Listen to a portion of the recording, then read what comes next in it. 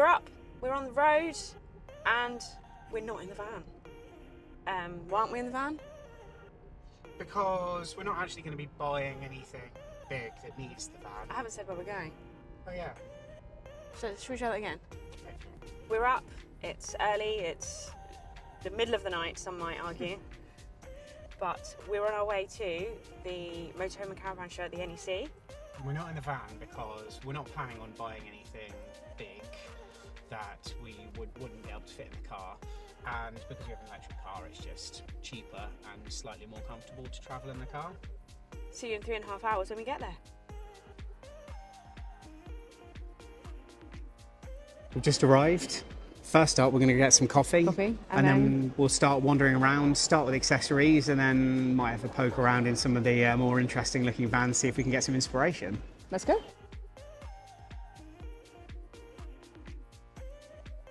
What about this one? No, because we don't want a tent.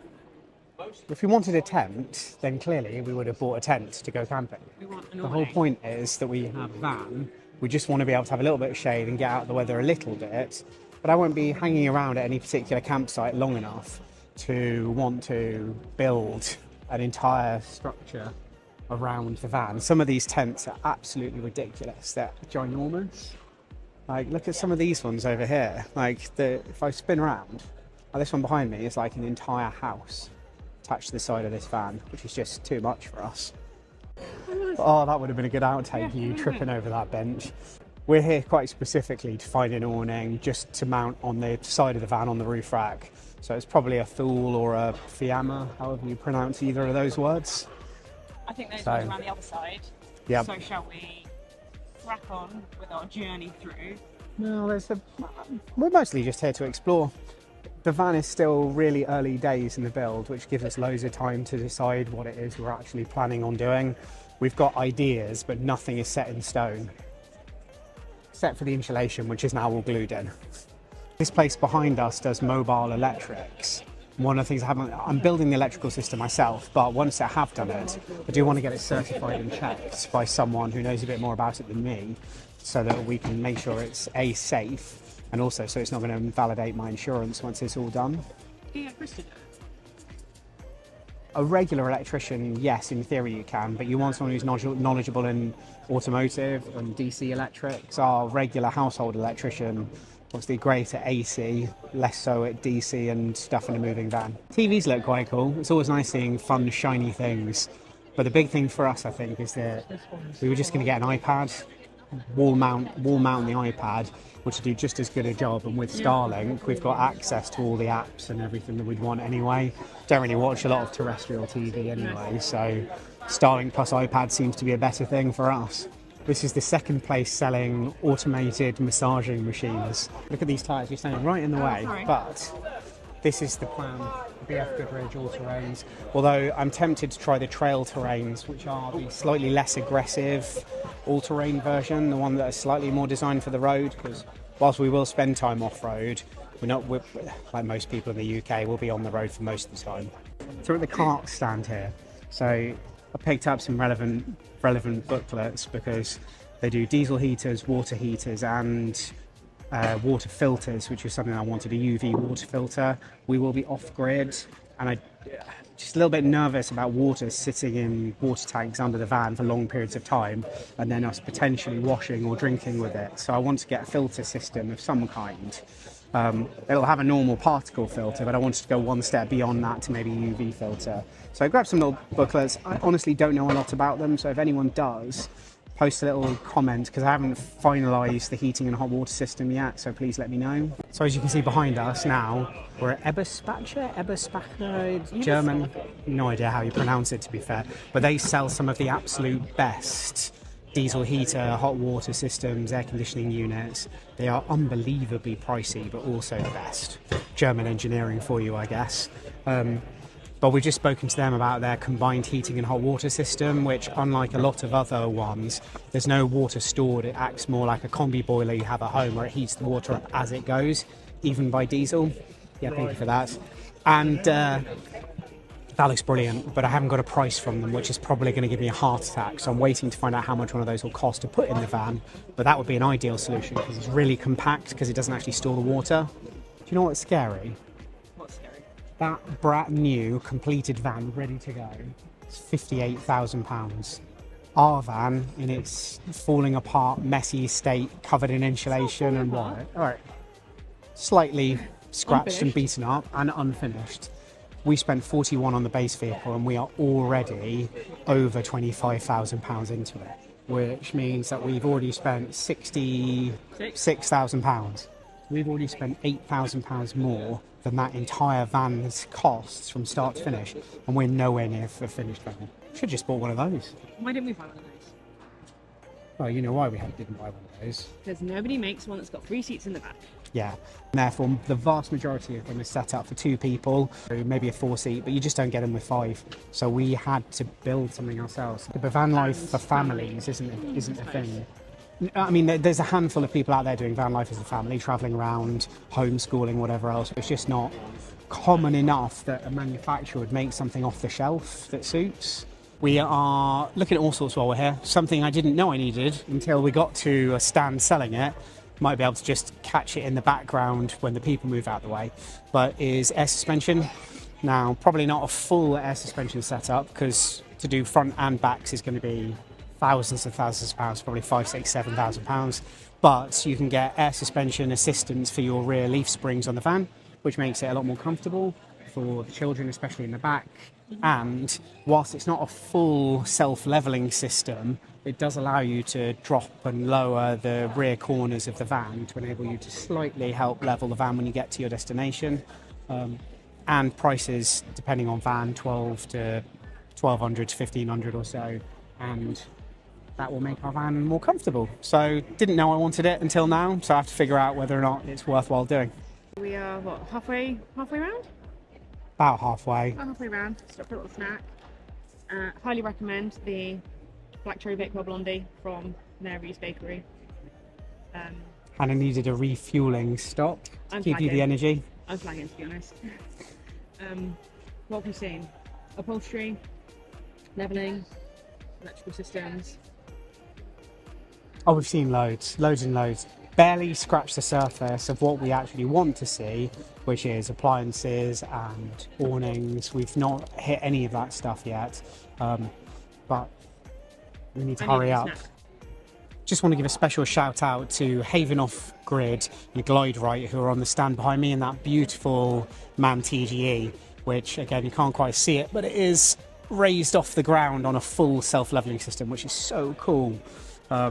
Maybe a little bit out of our budget for now, but surprisingly easy to retrofit. It won't impact the rest of our build at all, so we can add that later. But the especially cool thing that Haven Off Grid were talking to me about was the Cinderella toilets, which I've wanted one of these ever since we thought about a build and how best to get rid of the stuff, the waste that comes from 5 people living in a van. And the Cinderella toilets are incinerating toilets, either running off gas, diesel, or in theory electric, although practically not electric in a van. And David, was it David? They were both guys were called David. Both called David. Both called David. David from Haven Off Grid spent a long time talking to me about that Cinderella toilet, which is brilliant. And if you can afford the approximately £5,000 cost to put one in, a very expensive toilet, but a really good idea, because 2 people living in a van for 2 weeks generate a teacup's worth of smell-free ash, so it's a perfect way to get rid of your waste, but it is a very expensive cost and takes up a bit of space. You need a flue in the roof to be able to get the exhaust, the fumes out. Although there is no fumes, it doesn't smell, it's like boiling water. And I really want one of those, but I don't think we've got the space for it or the budget, but we'll see. Yeah, if you could just watch this video a few times, that would be great. Thanks. Yeah, that's cool. If we get monetized to the point where we can start affording ridiculous things like that. We can dream. Yeah, of course. We're now with Project Yonder, who build the kind of vans that really inspired me for our build. These awesome, fully off-grid, off-road, 4-wheel drive, big jacked up vans. And if I spin you around this way, look at that awesome slide out kitchen at the back. It just looks incredible. This really was the inspiration for our build, but when you look at the price that these things as exhibited are like £240,000, we just didn't have it anywhere near the budget to build something like that, buy something like that. So I was hoping for less than half the price to be able to build something myself, but these are the reason why I did it. I finally spent some money, some real money. So we've just been to Savvy Vans. I've been looking for something that would allow us to control our lights. I looked at all sorts of stuff, aux beam control panels, just essentially 12-volt switching systems that meant I didn't have to run power cables back and forth across the van to all the various switching points. And Savvy Vans is exactly what I was looking for. I'd seen Facebook adverts for it, but wanted to have a play around with the screen in person, and I was also hopeful there might be an NEC show discount, which there was. So I've just bought a 7-inch screen, the lights add-on so we can control dimmers and stuff, the tanks add-on so we can get our water tanks attached to it, and the stance one which shows you how much your van is off level by, which if I do eventually go down the route of getting the air suspension or a full self-leveling, it will show you how much you need to adjust by. And honestly, I've just spent the last 10-15 minutes talking to Savvy Vans. They've been absolutely brilliant. Customer service, at least here in person, is brilliant. So far I can highly recommend them. Let's see what happens when I actually try and install it and if it works out the way I want it to work out, but so far it all looks really, really good. Can we go look at some vans now? Yeah, let's go and look at some actual fun stuff. It's nice and bright, this.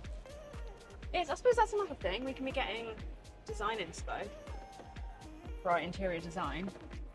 That's true. I mean, that's what we're really here for. It's just inspiration. What do you think about high-mounted fridge? Look, the fridge is mounted quite high. Is that what you were planning? No, because we're going to have our screens and stuff above it. The fridge yeah, for us will sort of be mid-range mid-heighted, fridge. yeah. I do like the pull-out bed, though, above the little kind of dinette.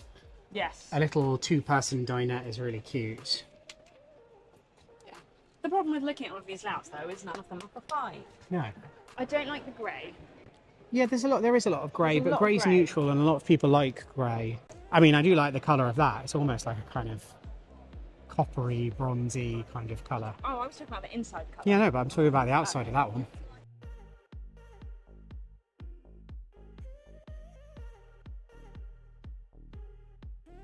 I'd like to look in that one, Hannah. Which one?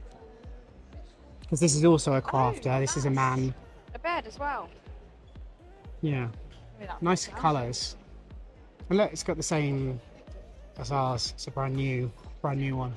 It does. And it's got a pop top up there. This is quite a nice one. It's, again, very unique layout with the kitchen at the back. I'm guessing this is a little Small bathroom. It goes from the corner. It's Goes- actually surprisingly spacious. And they've managed to squeeze in what is a much better sink in here. Yeah. But again, seems a bit pointless to me personally, considering there's a sink. I assume, yeah, there is, just under there, right outside. That's awkward. Fridge gets a bit stuck, does Because it? you have to lift it, Oh yeah, like it gets stuck on the door. you're right. Or maybe it's used error. You know, on that. Yeah, that's true. Very much so. We are now in the absolute luxury of what's possible in a van conversion, because I am here in a full width bathroom at the back. There we go. Beautiful. And Wine you wouldn't be complete without a wine fridge. bread.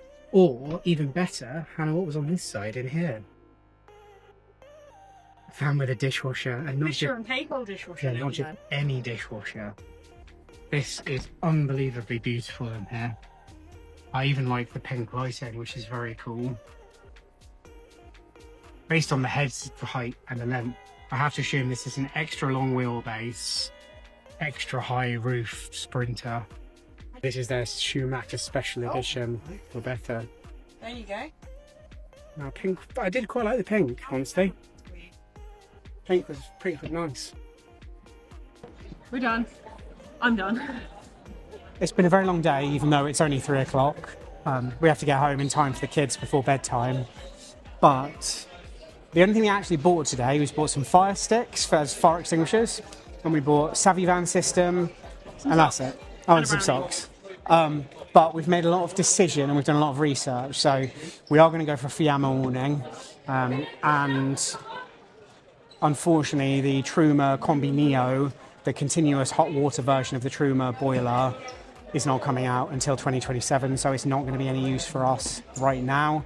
So we're either going to have to sit with a normal Truma Combi boiler or find something else. So it's back to the drawing board on heating hot water systems. But we've had a good day. Very good day. It's been unbelievably useful. But one day is nowhere near enough time. So next year we'll come back In the van. and we'll stay. Coffee? Yeah, coffee and then home. Bye.